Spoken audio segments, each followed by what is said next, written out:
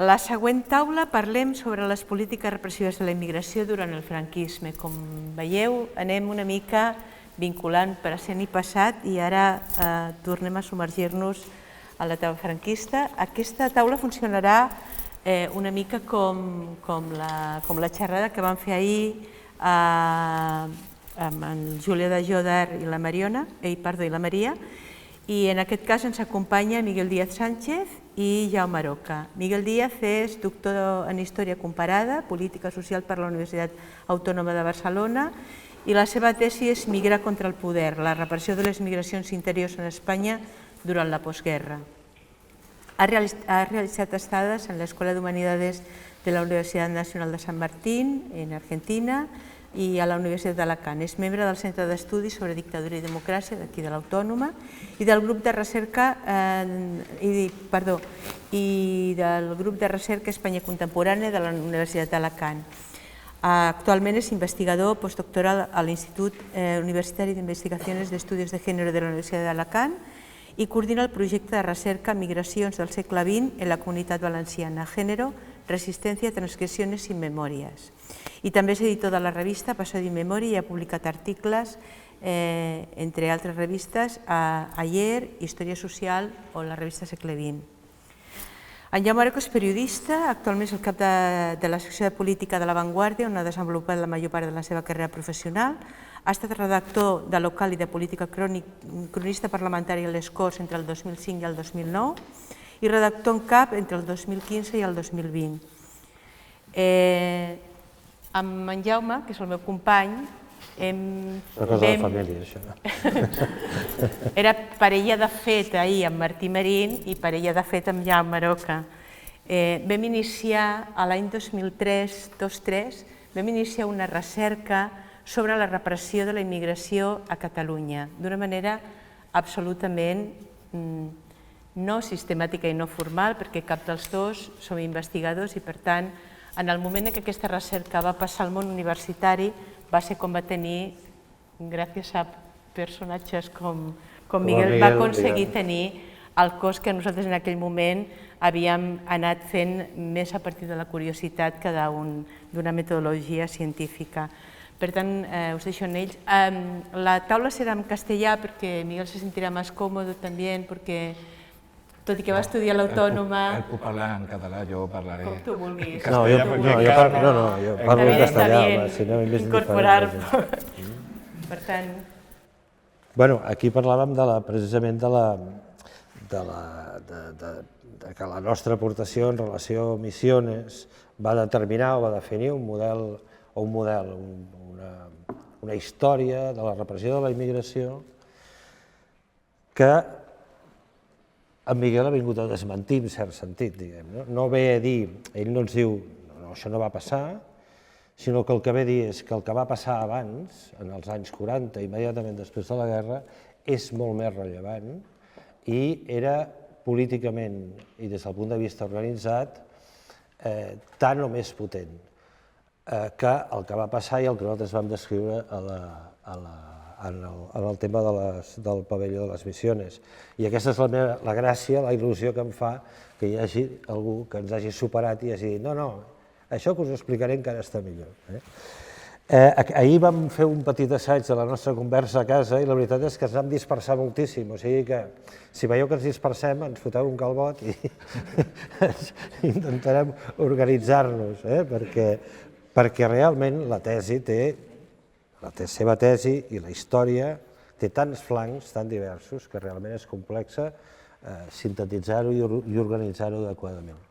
Una de les coses que ens vam plantejar amb en Miguel era de la necessitat que perquè tots entenguem bé què va significar la repressió de la immigració en el franquisme, i ojo, aquí m'agradaria dir una cosa que ahir vam comentar també, què vol dir la repressió de la immigració al franquisme? Vol dir el que fem ara. És a dir, agafar la gent, detenir-la, tancar-la i deportar-la. Amb una diferència, o sigui, aquí no hi ha una diferència ètica, si voleu, però sí que hi ha una diferència política, i és que els que els expulsàvem eren conciutadans espanyols, diguem, no? I aquesta és una diferència política que a mi em sembla rellevant. Aleshores, una de les coses que dèiem és que em semblava que perquè entenguéssim bé què passava, quin és el canvi del franquisme, el vaig convidar que organitzés una mica les seves idees entorn a què passava abans, tot en el benentès de que ell mateix, i suposo que els que en sabeu direu el mateix, en sabem ben poc del que va passar, ben poc no sabem gaire del que va passar a la República en matèria de repressió de la immigració, i no sabem massa bé què perquè hi ha un problema que, és a dir, és difícil de separar el que són les polítiques de beneficència que vol dir també control social, de les polítiques d'expulsió i deportació dels immigrants, que es produeixen igualment en la República. Durante el primer tercio del siglo XX existe una tradicional, digamos, represión de la inmigración fundamentada en la mendicidad, que no era una cosa exclusiva de España, sino que acontecía en gran parte de los estados europeos y que fue ya estudiada también en su momento por Foucault, en Vigilar y Castigar. Hay algunos apartados que se refieren a la represión de la mendicidad en el contexto francés. Durante la República sí que hay un pequeño salto cualitativo, que es la ley de vagos y maleantes, que en los primeros artículos de la ley refleja la posibilidad de deportar a los mendigos que son detenidos en las ciudades a sus puntos de procedencia. Claro, la diferencia con el franquismo es que esta deportación requiere de una autorización judicial. Esa sería una de las primeras diferencias. Sin embargo, en el franquismo el gobernador civil dictaba, ordenaba y expulsaba. La ley de vagos y maleantes también deberíamos contextualizarla en un periodo de crisis internacional económica. Que antes citaba, creo que era Domingo, ¿no? La crisis del 29, el retorno, claro. La protección de las ciudades ya se deja sentir también en países como Francia, producto de la crisis del 29, o incluso en Estados Unidos. Si recordáis todas las uvas de la ira, John Steinbeck, y una pequeña novelita que tiene también de los vagabundos de la cosecha, como esos emigrantes del Medio Oeste que se dirigían a California, por el camino eran detenidos, lo refleja la novela o lo ejemplifica la novela, pero más aún el relato periodístico, porque bueno, él era periodista, de cómo los detenían y los volvían a su localidad de origen en el Medio Oeste americano, antes de que llegaran a California. Y esa ley de vagos y maleantes yo creo que se debe encuadrar en ese contexto de evitar que población pobre del campo se asiente en las grandes ciudades como posibilidad, no es un hecho evidente también en la Segunda República, de que pueda aumentar la conflictividad social en dichos contextos. Y luego también se utiliza porque en el primer quinquenio de la República, bueno, del 30 al 35, también se produce una repatriación de españoles que habían emigrado con anterioridad bastante potente. Algunos autores la cifran en cerca de 500.000 de personas, que claro, tiene que asumir, digamos, el gobierno republicano en su gestión de la beneficencia, por ejemplo, claro, cómo asistir a esa gente. Y pretende, mediante esa ley también, evitar que se asiente en las ciudades más importantes del país, que era la lógica que siempre había existido en el patrón de repatriación del exterior. Cuando un inmigrante que había emigrado previamente retornaba al país, normalmente no volvía a su pueblo, sino que se quedaba en una gran ciudad del país, claro, especialmente portuaria, sobre todo portuaria. Y a eso yo añadiría también la posición de la sociedad acogida. Antes hablábamos un momento de esto, ¿no? Y preguntaba sobre ello, porque me parece que es un tema que hemos investigado poco, ¿no? Es decir, qué ocurre en la sociedad acogida ante la inmigración previa a la guerra civil y posterior a la guerra civil. No es menor, me parece a mí, y voy a citar dos textos que me parecen relevantes. Uno es un estudio posteriori de José Luis Ollón, un trabajo magistral, La quiebra de la ciudad popular, que nos describe una ciudad rota, una ciudad dividida, escindida entre la comunidad que llega, que es una comunidad obrera y en fin, precaria, y la comunidad asentada, la societat barcelonina, por decirlo así. Y no hay, o hay poquísimas conexiones, digamos, ¿no? Y eso ya establece una relación con la emigración. Y luego la segunda, que esa es más crítica y está escrita en aquel momento, creo que ayer Martín Marín hizo alguna imputación compleja sobre Carles Santís y el viaje a la transmiseria, la descripción que hace del viaje a la transmiseria de la ciudadanía que está llegando, particularmente en el capítulo que, acabado ya el viaje, se va a Hospitalet y explica la gente que llega con el tracoma. Y, no, realmente, o sea, somos una sociedad no precisamente amable con los que llegan, o al menos una parte de la ciudadanía, ¿no? Vale. Bueno, sobre eso sí hay algún estudio. Bueno, yo recuerdo a Josep Termes, un libro, La inmigración en Cataluña, creo, en 1984, editado por Empúries, que hace ayer también se me olvidó comentarlo, un hilo, ¿no?, de cómo van... En nuestra conversación. Un hilo de cómo van cambiando, transformándose los discursos de la inmigración que recibe Cataluña, claro, desde esos años, desde el primer tercio del siglo XX hasta, si no recuerdo mal, el periodo de la transición. Por cierto, hemos olvidado también citar a Vandellós, que también es otra parte de todo ese discurso. Bueno, se produce la guerra, la catástrofe de la guerra, y a partir de la imposición del régimen fascista cambia radicalmente la política. Es decir, es verdad que sigue habiendo control, pero ya no es ese, es otra cosa, es una política perfectamente determinada, que se concreta en un hallazgo que Miguel nos contará cómo la encontró, la circular del 11 de noviembre del 39, que creo que está expuesta ahí, ¿no? Sí, pero será difícil que puedan leer. Bueno, pero un poco tú nos lo cuentas. Bueno, esta circular, la verdad es que cambió la temática de mi tesis, porque yo quería realizar la tesis doctoral sobre la emigración de los murcianos a Cataluña, a un estilo como Angelina Puig hizo sobre los granadinos, pero buscando información respecto a esa temática en el Archivo General de la Administración.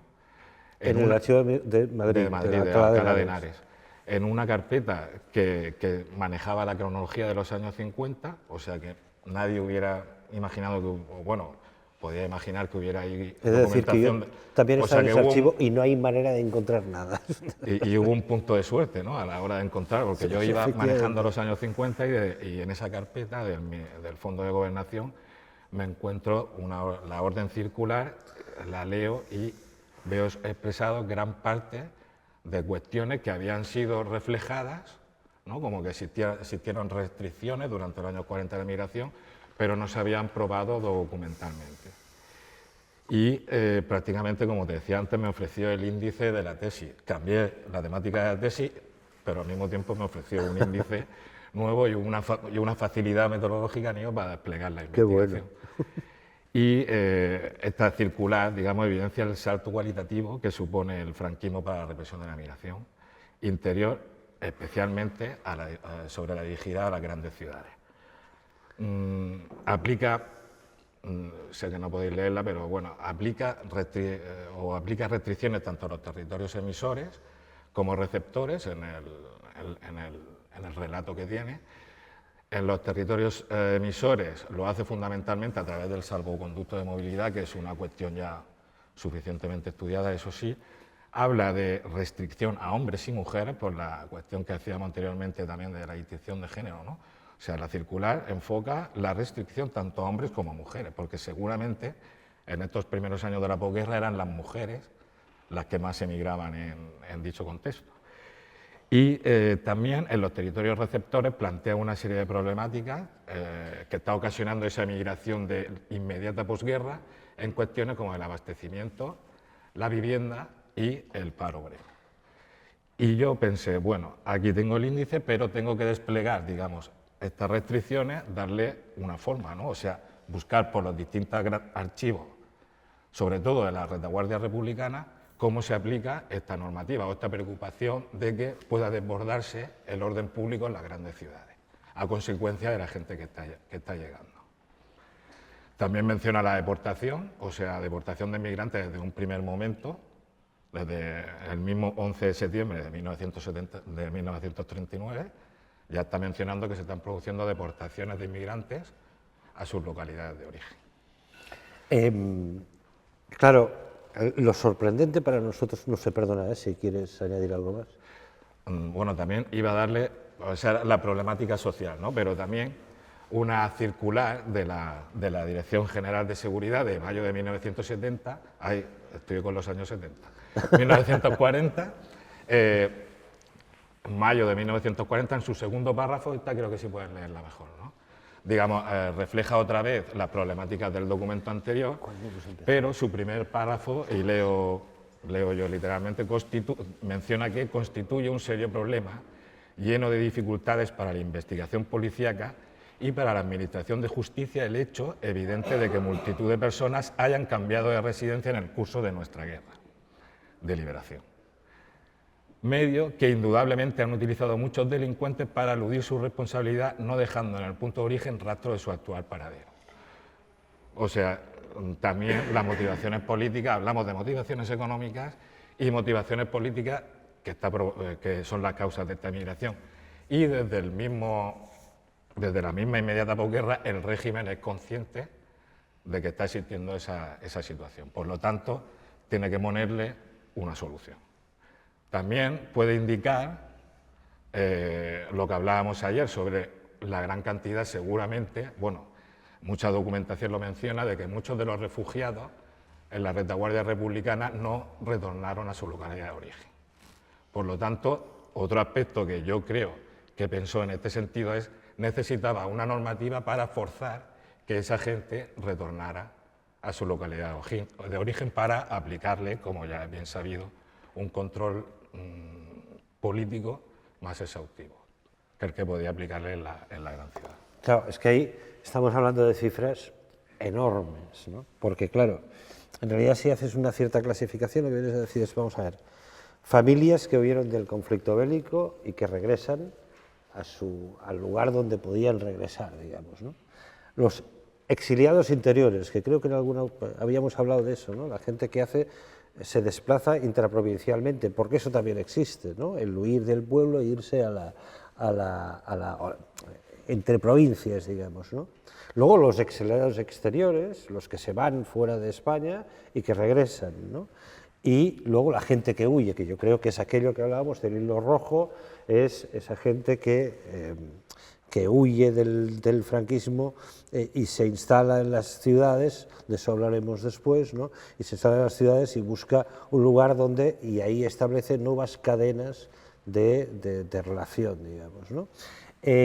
Claro, danos algunas cifras, porque, fijaros, nosotros estimamos, en el caso de Misiones, estimamos en 15.000 personas y es una extrapolación hecha en base a la coincidencia de facturas por desplazamiento, porque los desplazamientos se pagaban, los pagaba el gobierno civil y los ayuntamientos. Entonces, esas facturas se cruzaron con las listas de deportación, que hay poquísimas.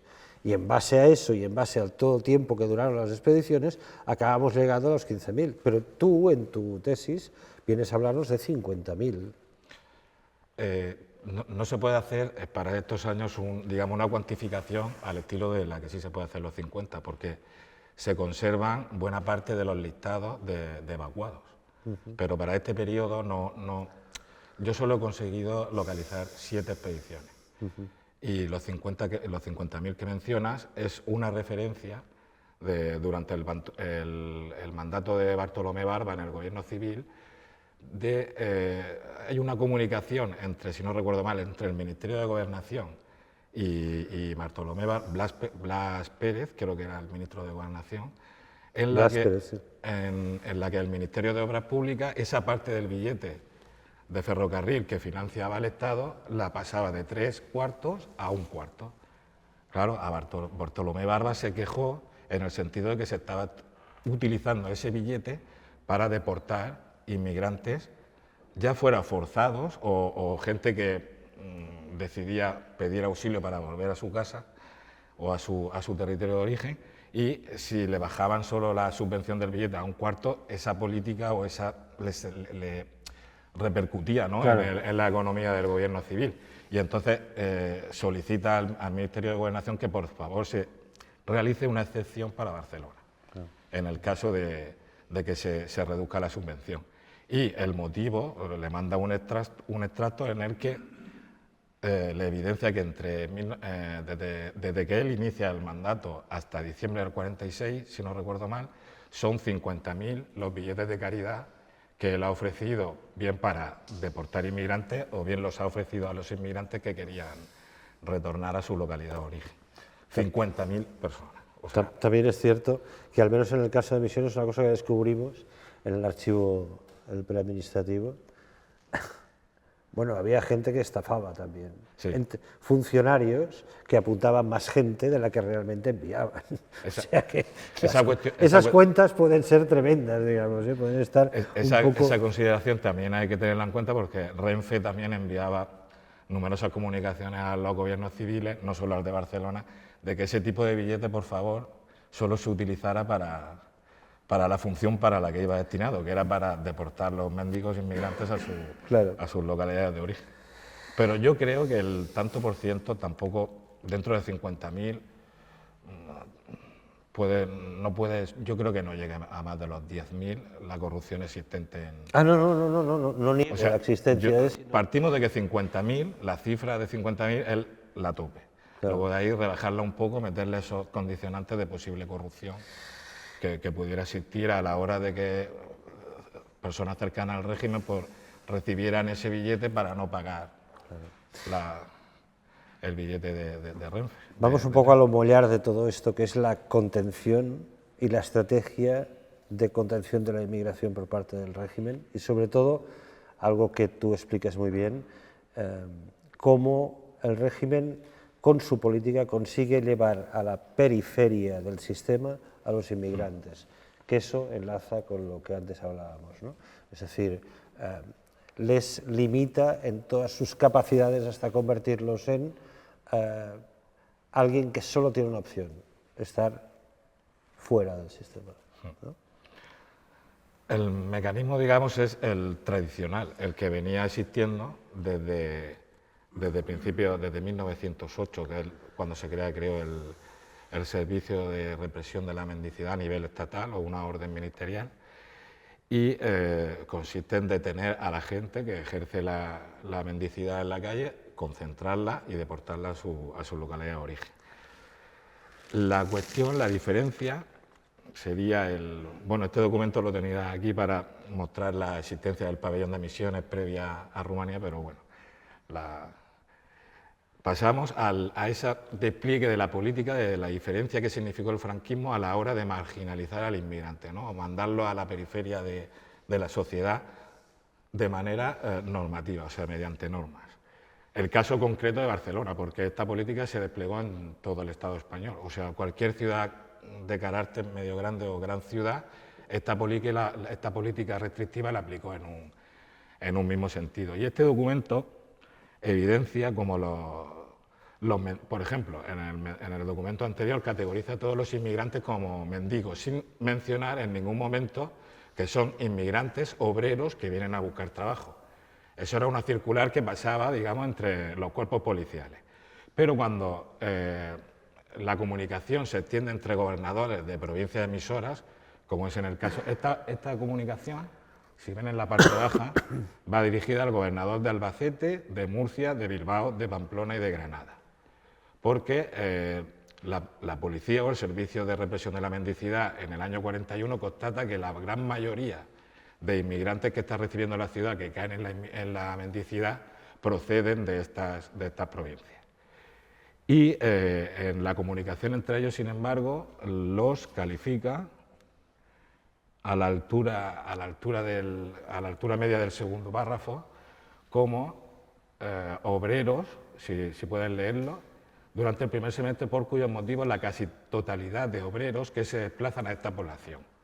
O sea, el régimen es consciente de la gente que está mirando son obreros trabajadores, no son mendigos que vienen como a la antigua usanza, ¿no? Vagabundos. Como lo entendía la República. Como lo que pretendía el régimen calificarlos. No, estos son mendigos, no. En realidad son obreros que acaban en es la mendicidad por las restricciones que aplica el régimen franquista en estos contextos urbanos, que vendrían a ser poner restricciones al trabajo. Si podéis, esta sí la podéis leer bien, si podéis ir leyéndola lo observaréis con mayor detenimiento. Es poner restricciones al trabajo, al abastecimiento y a la cartilla de racionamiento, o sea, al acceso al trabajo, digamos, legal, contratado legalmente. Y a la residencia.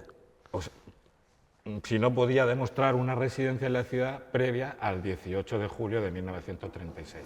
18 de julio, no es ninguna broma, o sea, la fecha fundacional. Y aquí retornaríamos al aspecto anterior de los refugiados, cuando he mencionado que desplegó una norma que pretendía forzar a los refugiados a retornar a sus lugares de origen y al mismo tiempo evitar la emigración a los contextos urbanos. Y fue castigando, digamos, a los refugiados y a las personas migrantes con tres aspectos fundamentales de la vida en aquellos momentos, que eran el abastecimiento, el trabajo y la vivienda, que aunque no la mencionáis también sacó cierta restricción a la vivienda, para forzar a los refugiados que no habían retornado a su localidad de origen a que lo hicieran mediante esta normativa. Bueno, volviendo a lo que hablábamos de la ciudad, que se construye como se construye, entre otras razones, más allá de la incompetencia del régimen para hacer una política de vivienda, por ejemplo, ¿no? Es que la tesis de Miguel es que es deliberado, es que lo que se hace es llevarlos al margen, fuera del sistema. A través de una normativa que implementa, claro, concienzudamente para que eso suceda. Claro. Y eso tiene que ver con, digamos que el régimen tiene dos políticas en relación a la inmigración interior. Una es la contención, el control de la población. La otra es el miedo que el régimen tiene a la ciudad, ¿no? Y que se expresa en numerosos documentos en los que lo que el régimen no quiere es que los obreros, la mano de obra, se concentre en las grandes ciudades. ¿Por qué? Porque la experiencia de la guerra y la experiencia de antes de la guerra le lleva a la conclusión de que, y además con el mito de la falange, ¿no? O sea, es decir, España tenía que ser un territorio agrario, digamos, de pequeños pueblos encantadores, digamos, ¿no? Y la ciudad no era para ellos, ¿no? Es un poco aquella película de Surcos, ¿no? Esa historia, ¿no? La perversión, la ciudad pervierte. En la película pretende mostrar a la gente inmigrante que la ciudad pervierte, pero al mismo tiempo también es una... Súper atractiva. En realidad es como una muestra de que el que más miedo tiene la ciudad es el régimen, no son los inmigrantes, ¿no? Y en realidad la circular, Iván hablaba antes del control espacial, ¿no? de esos suburbios. La circular lo que en realidad evidencia es que el régimen lo que pretende es un control espacial de toda la ciudad. Claro. O sea, que no la consigue. No lo logra conseguir porque los movimientos migratorios, ha sido constatado ya también de que son de gran relevancia durante estos años. Hay gente que sufre esta política restrictiva, pero luego al mismo tiempo hay mucha gente que logra superarla. También, como ha mencionado Iván, gracias a las redes migratorias, sobre todo, que se habían establecido previas a la guerra. Que esas, digamos, redes suponen la creación, ¿no?, de unos espacios ocultos al poder, en donde, como ha mencionado Iván, se puede facilitar, digamos, la inserción en la sociedad, eso sí, bajo siempre la economía informal y sumergida, porque si no conseguía demostrar una residencia previa a la guerra, no podías tener la cartilla de contratación, la cartilla profesional para que la empresa te contratara, digamos, legalmente. Tampoco tenías acceso a la cartilla de racionamiento y tampoco tenías un acceso a una vivienda, como ha mencionado Iván, pero siempre ese núcleo familiar o de paisanaje te ayudaba a subsistir sin esos elementos. Luego, también un amplio sector de los inmigrantes no tenía estos apoyos. Claro, tenían más dificultad para sortear las restricciones y esos eran los que acababan ejerciendo la mendicidad y siendo deportados. Una obra un trabajo reciente de Andreu Domingo, Demografía Zombie, habla de resilientes y redundantes, ¿no? Los resilientes, digamos, son los que consiguen quedarse y los redundantes para la sociedad son los que son expulsados, los que no consiguen sortear estas restricciones son los que finalmente son expulsados de la ciudad de Barcelona. Hablemos de una cosa que me pide Inma y que creo que deberíamos precisar, que es esto de la expulsión, ¿qué significaba? La expulsión lo que significaba era, a la gente se la detenía en cualquier lugar. Se la detenía yendo por la calle, bueno, caramba, no es muy distinto de lo que ocurre ahora. Se la detenía en la calle, pues porque se la identificaba, ¿no? Tengo un caso de un señor que llegó a Paseo de Gracia, a la estación de Paseo de Gracia, y se lo llevaron y ya está, ¿no? Quiero decir, era un proceso, o sea, era sistemático. Luego, otro tipo de deportaciones eran cuando empezaron las políticas de reurbanización de la ciudad, que esto ya estaríamos yendo un poco más lejos de los años, fuera, ya en el extremo de los años 40, ¿no? Aquí no, allí mismo, en Glorias, ¿no? Cuando van a ampliar la línea 1 del metro y se encuentran que todo aquello está lleno de barracas, el barrio de Glorias, o sea, la plaza de las Glorias. ¿Y qué hacen? En un día echan a toda la gente, le pegan fuego a todo, le pegan fuego, hay las humaredas, hay unas fotos, y a esa gente, a una parte de esa gente que no tiene otra casa que aquella en la que vivía, la echan. Hay verdaderas razzias en Montjuïc y en otros barrios de barracas, y hay incluso personajes míticos que la gente que sube en los trenes, en el sevillano, y viene hacia aquí, antes de llegar aquí ya lo conoce, que es el Grabao, ¿no? ¿Y qué ocurre con esta gente? Yo no sé si conoces mucho, en el caso de Misiones al menos, se les daba 3 o 4 días, porque si había alguna posibilidad de que algún familiar con residencia legal lo pudiera rescatar, pues lo iba a buscar y se lo llevaba. Y si no, al cabo de 3 o 4 días encerrados en Misiones, se los llevaban y los deportaban.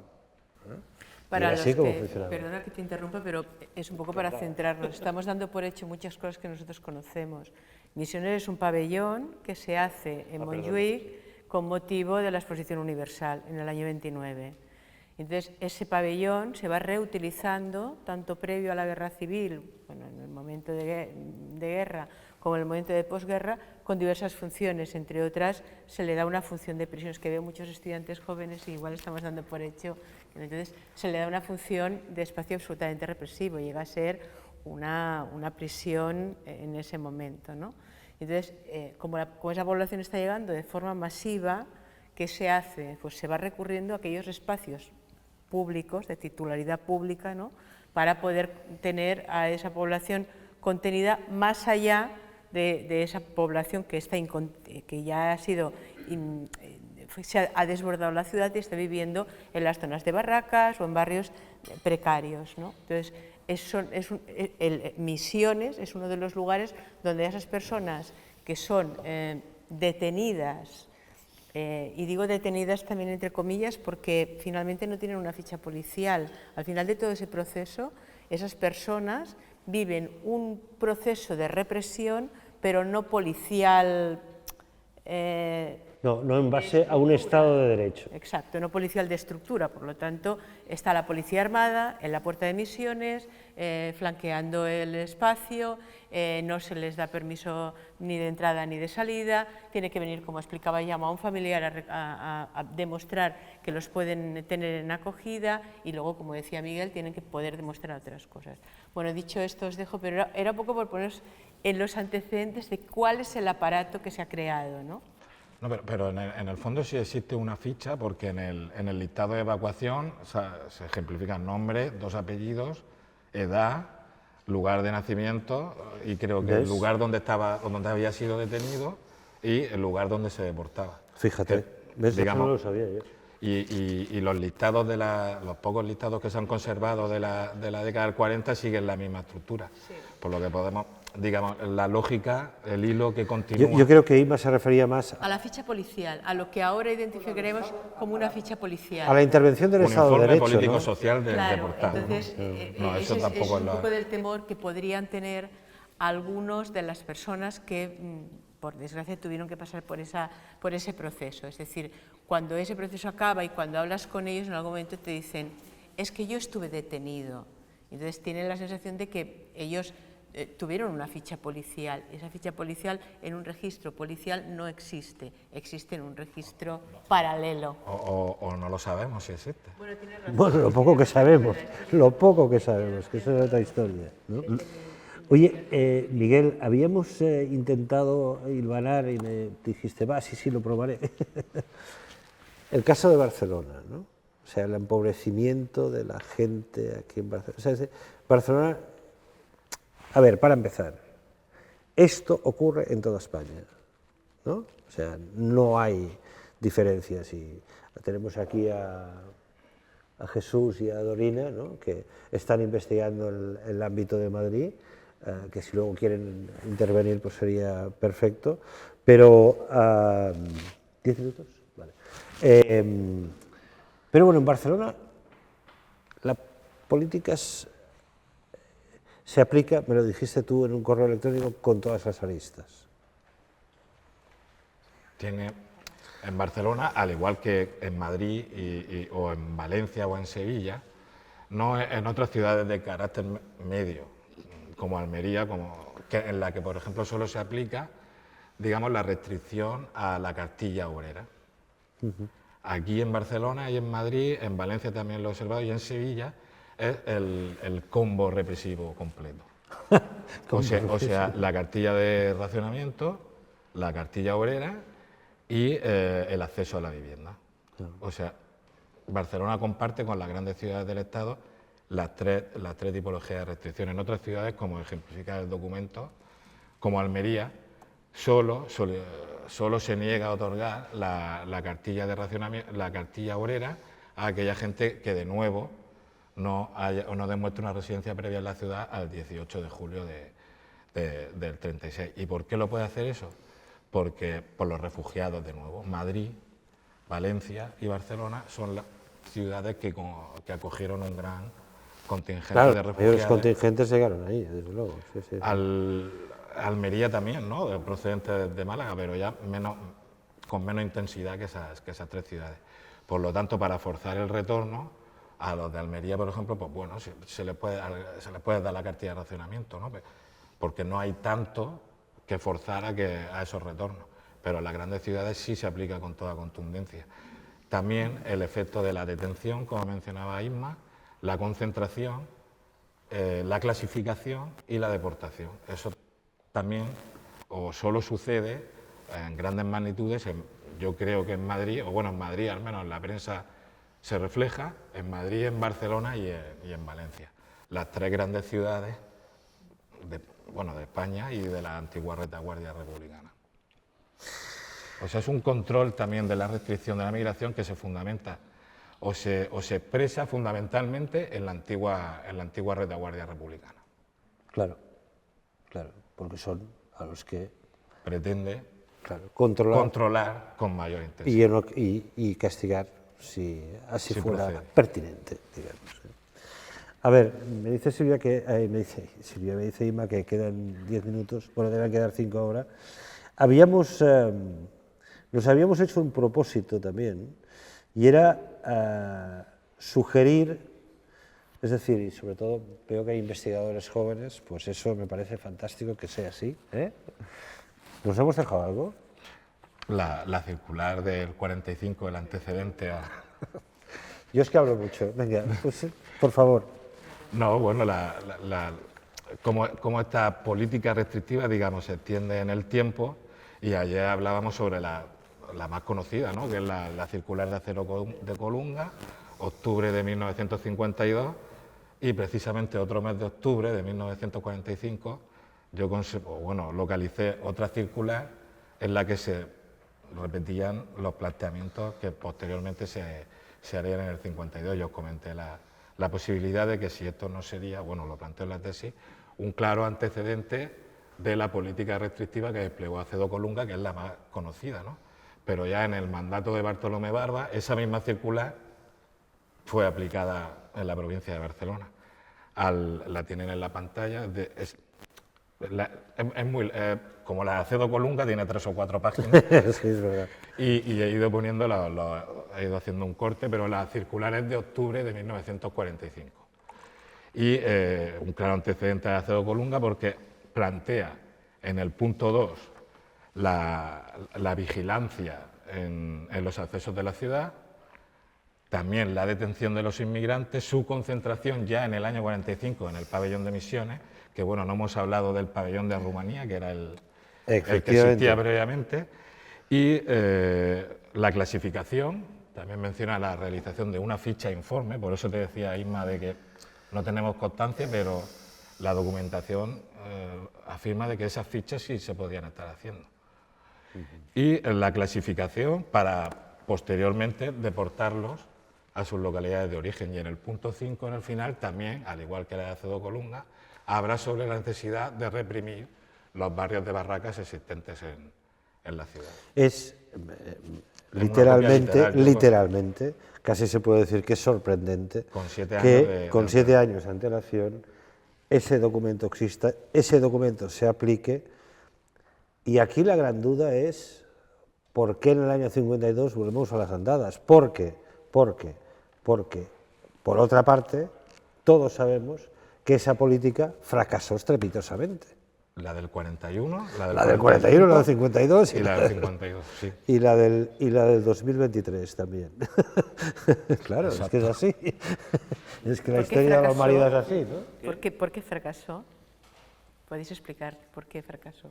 Bueno, ¿Cómo se identifica el fracaso? Yo identifico el fracaso tanto porque, veamos, en el 45 no, pero la de Acedo Colunga nos puede dar una pista que vosotros constatasteis 17.000 15.000 deportados, que era en realidad lo que legalmente se incorporaba al padrón de Barcelona en un año.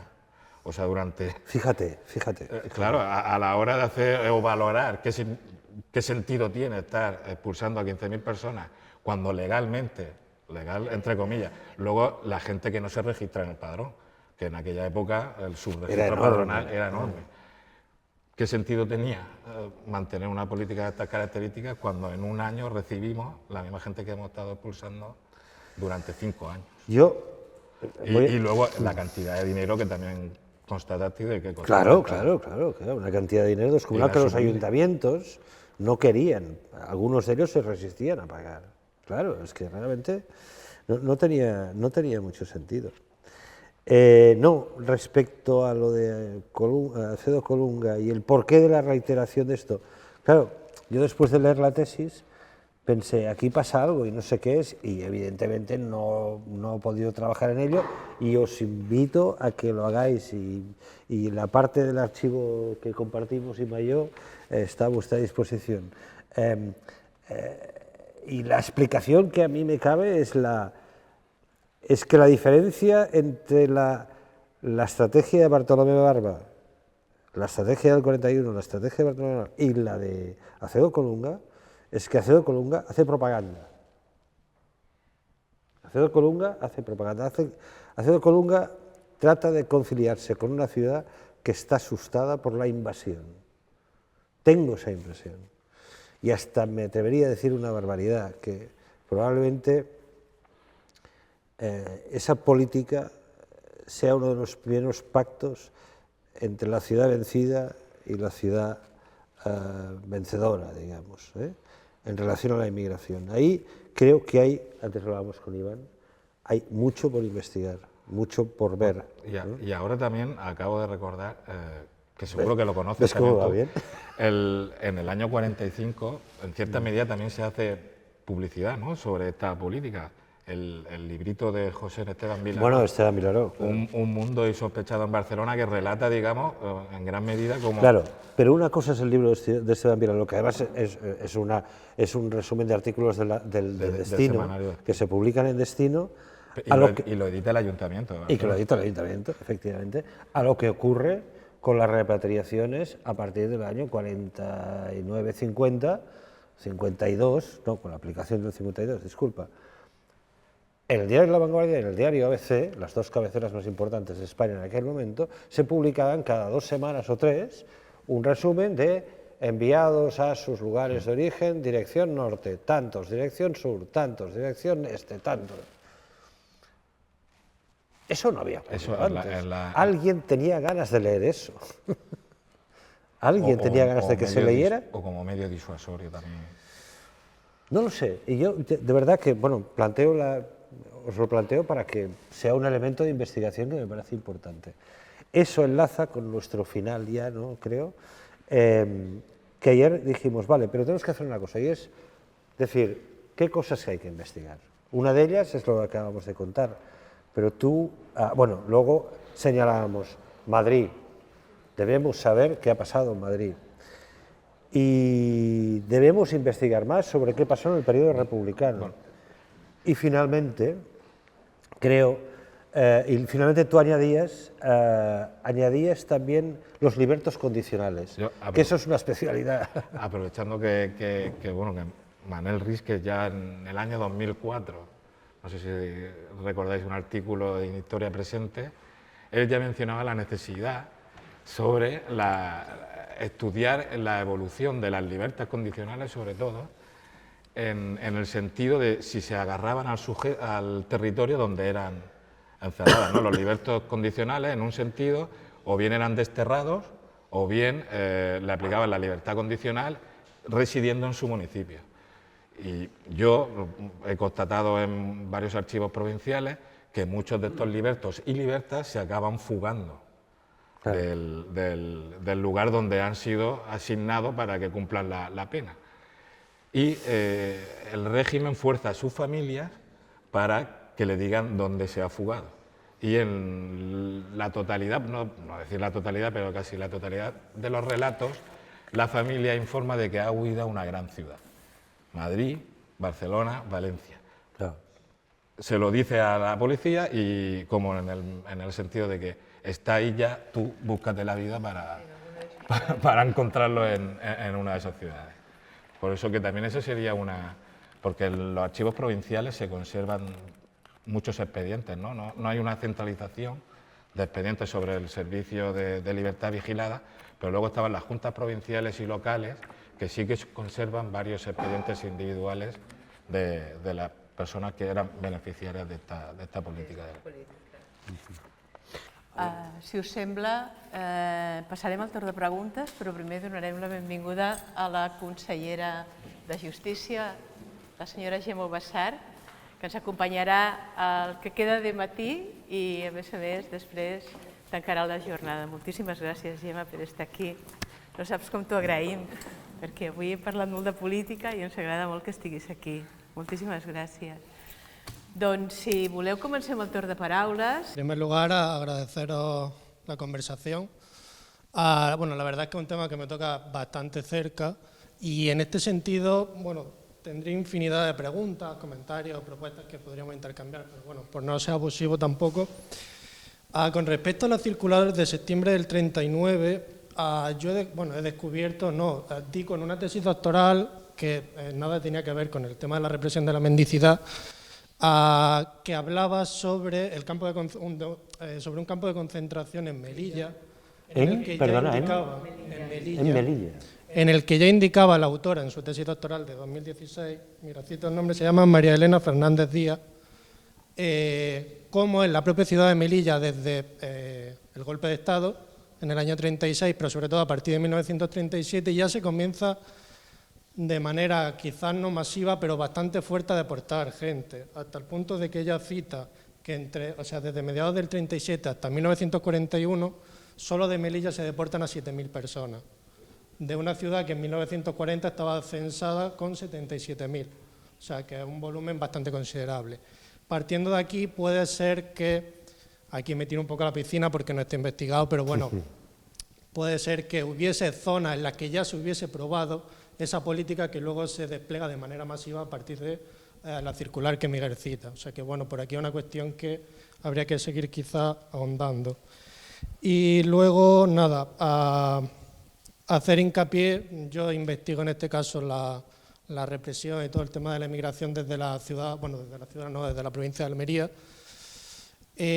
Hombre, evidentemente el caso de Almería es particular en cuanto que es una provincia que está muy representada en Cataluña en general, pero particularmente en la provincia de Barcelona. En cualquier circular, la mayoría de las veces, la provincia que aparece citada en primer lugar es Almería, y no creo que sea casualidad, ¿no?, el impacto que pudo dejar a la hora de elaborar el propio documento.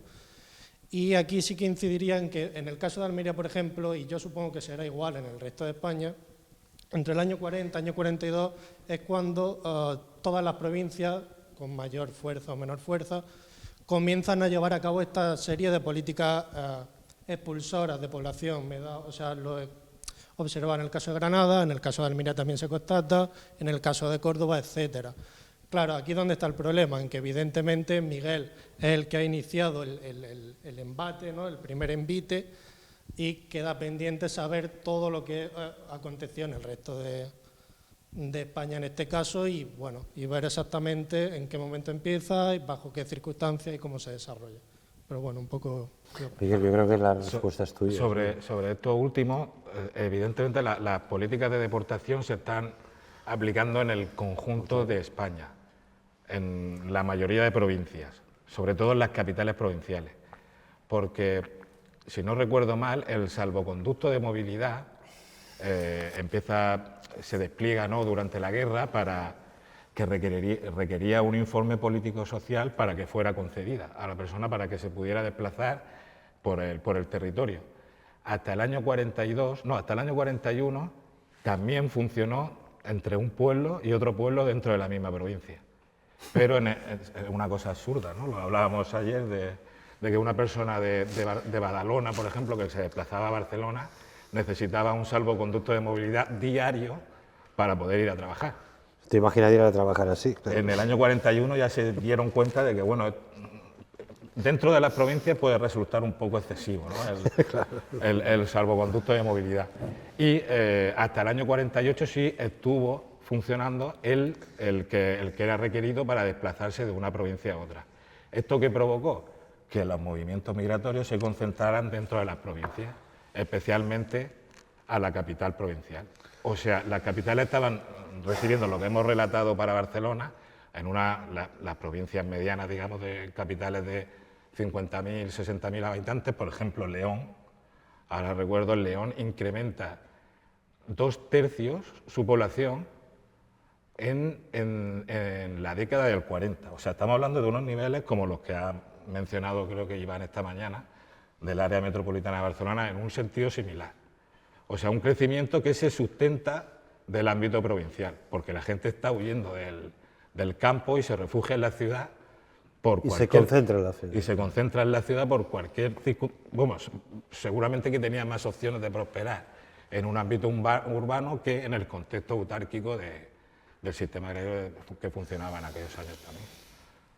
Venga, más preguntas. Y respecto a lo de Melilla, yo lo encuadraría eso más en un contexto bélico, porque has dicho que es el año 37-38. Claro, también podemos estar hablando de que se han condenado a batallones de trabajadores que...